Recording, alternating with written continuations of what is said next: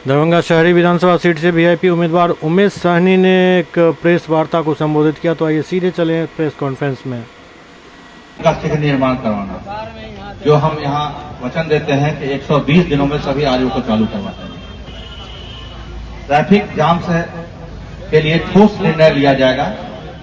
जैसे आप बड़े शहरों में ट्रैफिक जाम की समस्या नहीं होती है, ट्रैफिक तो है लेकिन जाम नहीं होता है। हमारे यहाँ उससे कम ट्रैफिक होने का जो जाम होता है, उसके लिए ठोस निर्णय लेकर जो उसका ट्रैफिक प्लान होगा उसको लागू किया जाएगा। शहर की मुख्य सड़कों को चौड़ा किया जाएगा ताकि ज्यादा से ज्यादा ट्रैफिक शहर पर मुख्य सड़कों पर रहे और जाम की समस्या नहीं हो। चौड़ा करने का यही मतलब है कि ज्यादा से ज्यादा ट्रैफिक मुख्य सड़क पर रहे। सभी विद्यालयों एवं कॉलेजों के सामने शुद्ध पेयजल हेतु आरओ फिल्टर की व्यवस्था की जाएगी। लड़कियों एवं महिलाओं के लिए हर वार्ड में सैनिटरी वेंडिंग मशीन लगाया जाएगा। जल जमाव से मुक्ति के लिए ड्रेनेज की समुचित व्यवस्था की जाएगी। हर वार्ड में खेल प्रतिभाओं को प्रोत्साहित करने हेतु पार्क की व्यवस्था की जाएगी। शिक्षा के उत्थान के लिए हर वार्ड में पुस्तकालय की व्यवस्था की जाएगी। स्थानीय स्तर पर बुनियादी स्वास्थ्य देखभाल के लिए मोहल्ला क्लिनिक की स्थापना की जाएगी और सभी तालाबों का सौंदर्यीकरण एवं चौतरफा घाट निर्माण कराया जाएगा। कुछ हमारे महागठबंधन के संकल्प पत्र जो है उनमें से भी एक बात है, 3-4 बातें हम मुख्य रूप से बता देना चाहते हैं। वो यहाँ है हमारे साथ, जो आप लोग को मिल जाएगा या मिल गया होगा। प्रत्येक परिवार को 200 यूनिट निःशुल्क बिजली प्रदान की जाएगी। सरकार बिहार में लागू शराबबंदी कानून की समीक्षा की जाएगी और सुसंगत नीति बनाई जाएगी। इस कानून के तहत जेलों में बंद दलितों और अन्य सभी को तत्काल राहत दी जाएगी। तारी और महुआ पर आधारित परंपरागत रोजगार को शराबबंदी कानून के दायरे से मुक्त किया जाएगा। वीरता और उत्कृष्ट सामाजिक सेवा के लिए युवा सैनिक पुरस्कार प्रारंभ किया जाएगा। पत्रकारों के लिए सुरक्षित कार्य वातावरण सुनिश्चित किया जाएगा। उनके लिए युवा हॉस्टल की तर्ज पर एक पत्रकार हॉस्टल की व्यवस्था की जाएगी तथा सभी प्रमंडलों में प्रेस क्लब स्थापित किए जाएंगे। पत्रकारों को निःशुल्क स्वास्थ्य बीमा की सुरक्षा प्रदान की जाएगी। ऑटो और ई रिक्शा चालकों से अवैध वसूली पर रोक लगाई जाएगी एवं उनके लिए उपयुक्त स्टैंड, चार्जिंग स्टेशन और सामाजिक सुरक्षा और आरामगाह की व्यवस्था की जाएगी।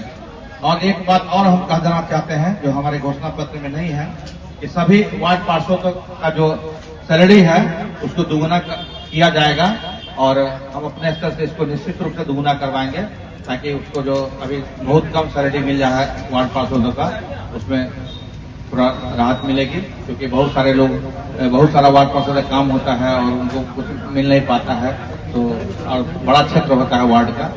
तो इसी सब के साथ मैं आप लोग का धन्यवाद। आप लोगों का जो सवाल होगा 2-3 सवाल मैक्सिमम ले पाएंगे, समय बहुत जी।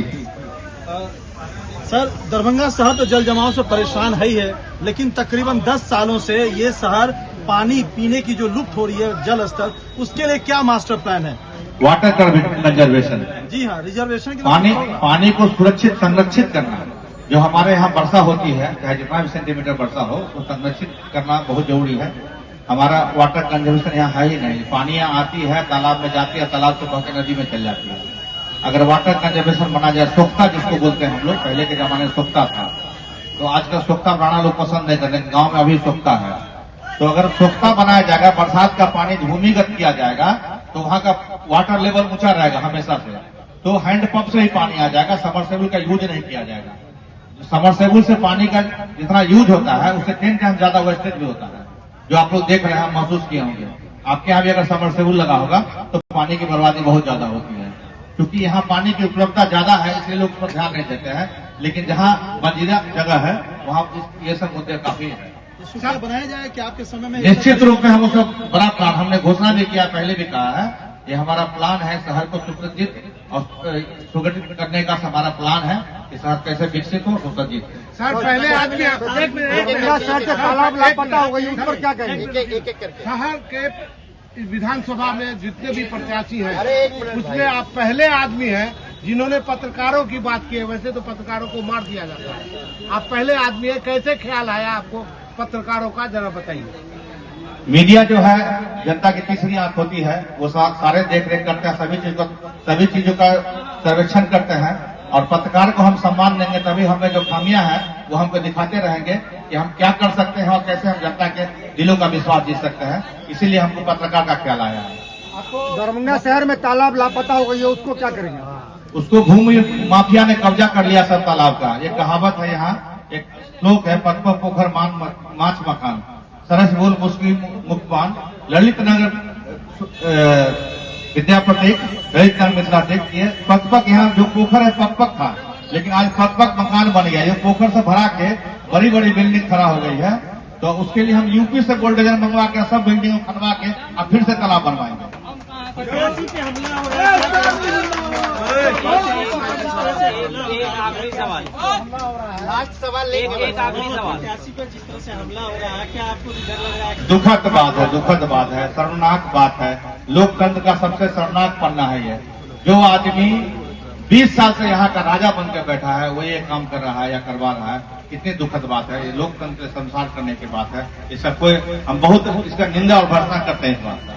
आपकी पार्टी वैश्य समाज के लिए, खास करके जो शूद्र समाज का मांग है, उसके बारे में आपका क्या कहना है? हमारी पार्टी पहले भी 2019 में शूद्र समाज को एक लोकसभा टिकट दिए थे और लड़ाए थे, और 2024 में भी एक लोकसभा टिकट देकर लड़ाया है।